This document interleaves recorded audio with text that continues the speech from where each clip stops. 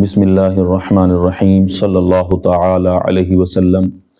اکثر دیکھا جاتا ہے لوگ بڑے خوشحال ہوتے ہیں، کاروبار چل رہا ہوتا ہے، جاب بھی ہوتی ہے، رزق میں فراوانی۔ اچانک ایسا ہوتا ہے کہ کاروبار ٹھپ ہو جاتا ہے، کوئی نقصان ہو جاتا ہے، رزق میں تنگی آنا شروع ہو جاتی ہے۔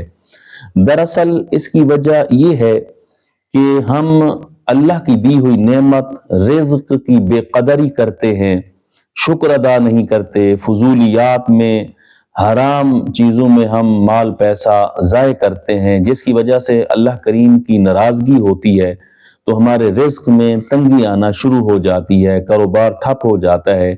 دوسری بات یہ ہے جو رزق کے حوالے سے کھانا کھانے کے آداب ہمارے آقا و مولا صلی اللہ تعالی علیہ وسلم نے ہمیں عطا فرمائے، ہم ان آداب کے مطابق کھانا نہیں کھاتے۔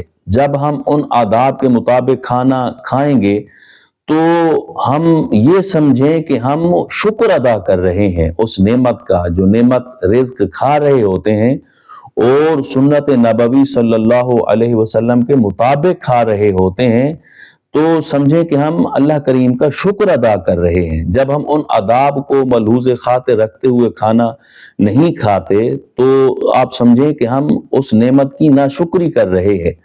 ان آداب میں سے ایک ادب یہ ہے کہ آدمی کھانے سے پہلے کھانے کا وضو کر لے اور کھانے کے بعد بھی۔ کھانے کا وضو یہ ہے آدمی ہاتھ دھوئے اور کلی کرے، اس کے بعد کھانا کھائے۔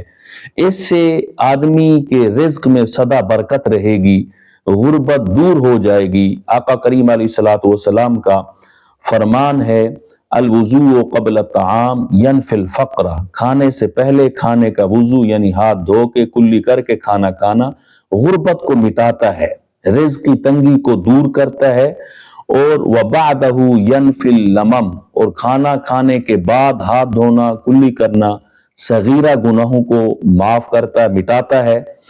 اور یصح البصر، اور نظر کو بینائی کو بھی درست رکھتا ہے۔ اتنے بڑے فوائد ہیں، ہم سستی کرتے ہیں، جلدی میں ہوتے ہیں، بھوک لگی ہوئی ہوتی ہے، ہم ہاتھ نہیں دھوتے، کلی نہیں کرتے، توجہ نہیں کرتے، جس کی وجہ سے ہمارے رزق میں بے برکتی شروع ہو جاتی ہے، رزق میں تنگی آنا شروع ہو جاتی ہے۔ حضور آقا مولا صلی اللہ تعالی علیہ وسلم نے واضح طور پر فرمایا برکت الطعام الوضوء قبل الطعام وبعدہ، فرمایا کھانے میں اصل برکت یہ ہے کہ انسان کھانے سے پہلے اور کھانے کے بعد کھانے کا وضو کر لیا کرے، یعنی ہاتھ دھوئے اور کلی کرے۔